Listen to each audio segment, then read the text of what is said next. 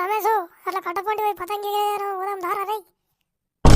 అలా ఏమరా పోడా, తెల్లారక ముందే పతంగి ఎగరేస్తాను పోతా డ్రైవర్.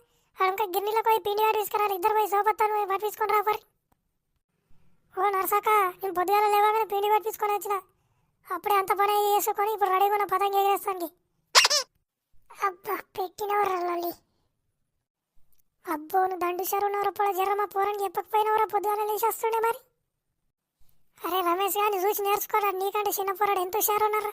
నువ్వు పొద్దుగాల లేచి నుంచి పిట్ట జరిగినట్టు పతంగి కావాలనేది అడుగుతా కానీ వాడు చేసే పనులలో సగం పని చేయవు, అందుకే వాళ్ళ మమ్మీ అన్ని కొనిస్తారు. నీకు పొద్దుగాల ఏం లేకుండా కానీ కొని ఆటవు నువ్వు. మీతో పెద్ద బాధ అయిపోయింది. పోతే బస్సు పట్టించుకొచ్చినాక నాకు పతంగి ఎక్కిపోతే అప్పుడు చెప్తా మీ సంగతి. అరే రమేష్ గారు కట్ట మీద పతంగి ఎగిరేస్తా ఉంటా, పిండి పట్టించి కూడా అయిపోగానే నాకు ఫోన్ చేసి మా ఇంటికి రాను. అరే ఆగ్రా సోడా బుడ్డి అద్దాలు ఇద్దరం పట్టించుకొని వద్దాం.